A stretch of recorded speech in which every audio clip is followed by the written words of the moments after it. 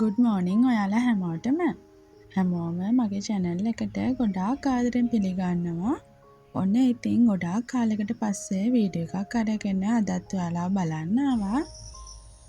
මම ඉතින් ඔන්න කාලයකට පස්සේ ආවා වුණත් මම හිතනවා මගේ යාළුවෝ හැමෝම හොඳින් ඉන්න ඇති කියලා.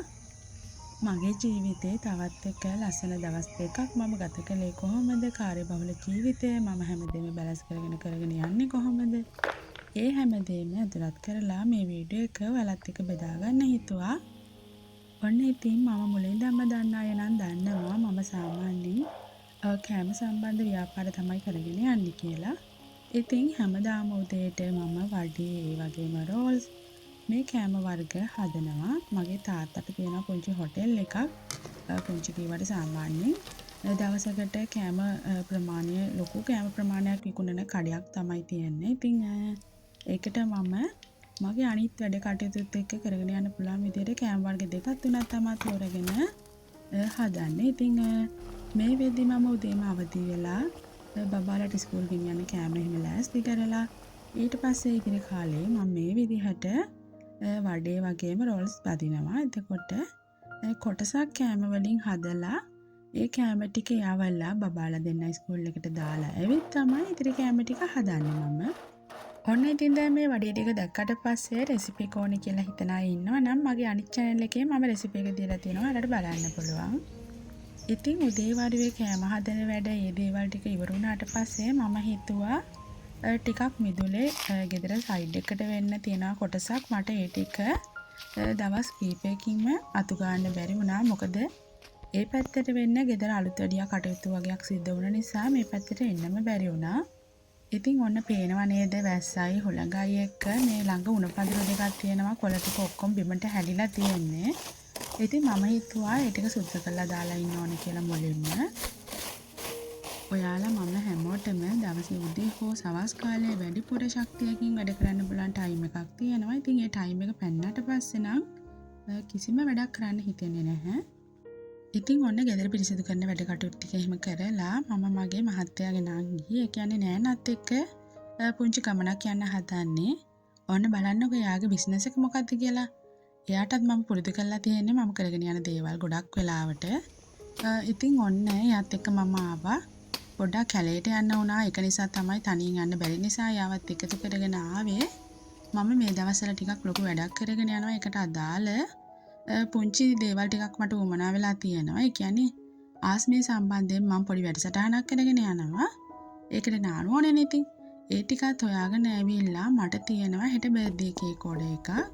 ඒකට අවශ්‍ය කරන පිටි ටිකත් මම දැන් ලෑස්ති කරලා කේක් එක අදම බේක් කරගත්තොත් මම හිතනවා හෙට මගේ වැඩ කටයුතු ටික ගොඩක් මට පහසු කරගන්න පුළුවන් වෙයි කියලා.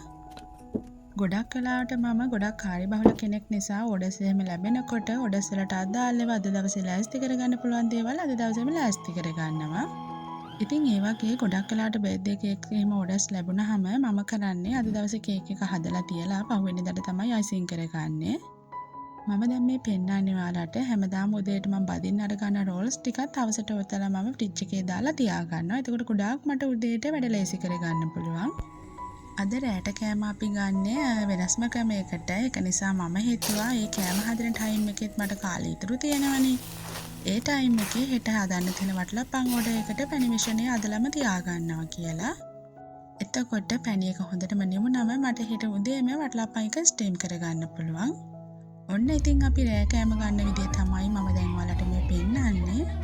අපිට ටිකක් නිවාඩුවක් ලැබුණ ගමන් අපි හැමෝම යාළුවෝ කට්ටිය එකතු වෙලා සහෝදර සහෝදරියෝ එකතු වෙලා මේ විදිහට එක තැනකට එකතු වෙලා කෑම ගන්න ගොඩාක් ආසයි. ඉතින් එහෙම අපි හැමෝම එක තැනකට එකතු වෙලා කෑම කාලා සින්දුවක් කියලා විනෝද වෙලා ඉදිරියට අපිට යන්න තියෙන ට්‍රිප් ගැන එහෙම සාකච්ඡා කරගෙන ඉතින් පුංචි විනෝදයක් ගන්න. එතකොට අපිට අපි හැමෝම එක තැනක හැමදාම එකට හිටියේ නැති වුණත් අහම්බෙන් හරි මේ විදිහට ලබා ගන්න සතුට මේ විනෝදය මතකයක් විදිහට ජීවිතේ ඉතිරි කරගන්න පුළුවන්. ඉතින් අපි හැමෝම විනෝද වන හැටි මම මීට වැඩිය කියවන්න යන්නේ නැහැ. චුට්ටක් ඔයාලා බලාගෙන ඉන්නකෝ.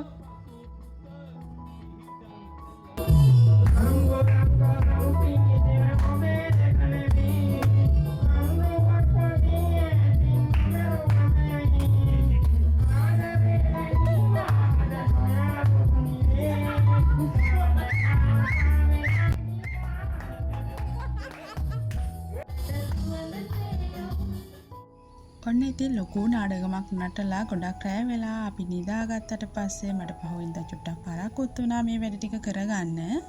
ඒත් ඉතින් මගේ ওই පරක්කුව ගැන කල්තියාම දන්න නිසා තමයි මම පැණි එක එහෙම කලින් දවසේ රැ ලෑස්ති කරලා තිබුණේ. දැන් මම ඔයාලට පෙන්නන්නේ මේ ඒ වටලප්පන් ඕඩර් එක මම ලෑස්ති කරගන්න විදිය. මේවට අදාළ රෙසිපි නම් මගේ අනිත් channel එකකින් ඔයාලට බලන්න පුළුවන්. ඉතින් මම මේ දැන් අද මේ තත්ත්වයට මේ තාක් දුරකට ඇවිල්ලා තියෙන ගමන එක සැරේ එක රැයකින් එක මොහොතකින් ලබාගත් දේවල් නෙමෙයි. මම ගොඩාක් දේවල් කරලා ගොඩාක් උත්සාහ කරලා වැරදිලා පෙරදිලා ආයෙම try කරලා එහෙම අද මටම සතුට වෙන්න පුළුවන් තැනකට මම ඇවිල්ලා ඉන්නවා. ඉතින් ඒක නිසා මම ගොඩාක් දුරට මම වගේම හිතන පතන සහ මම වගේ මේ වගේ ව්‍යාපාර කරගෙන යන අයට උදව්වක් විදිහට මගේ channel දෙක තුලින්ම මගේ ජීවිතෙන් යම් දේවල් ඔයාලගේ ජීවිතයට ගන්න පුළුවන් ඇති කියලා හිතලා තමයි මේ දේවල් ඔයාලත් එක්ක ෂෙයා කරගන්නේ. ඉතින් අද දවසට මගේ වීඩියෝ එක දැන් අවසන් කරන්න තමයි ලෑස්ති වෙන්නේ. බලන්නකෝ එදා දවසේ මම හදපු කේක් එකත් ලස්සනයිද කියලා. ඉතින් ඔන්න මේ වගේ වීඩියෝස් තවත් ඔයාලට ඕනේද කියලා අනිවාර්යයෙන්ම පහලින් කමෙන්ට් එකක් දාගෙන යන්න. මෙච්චර වෙලා මාව නරඹපු ඔයාලා හැමෝටම ආදරෙයි. ඒ වගේම ඔයාලා හැමෝටම සතුටින් පිරුණු සුබම සුබ දවසක් වේවා කියලා මම හදවතින්ම ප්‍රාර්ථනා කරනවා.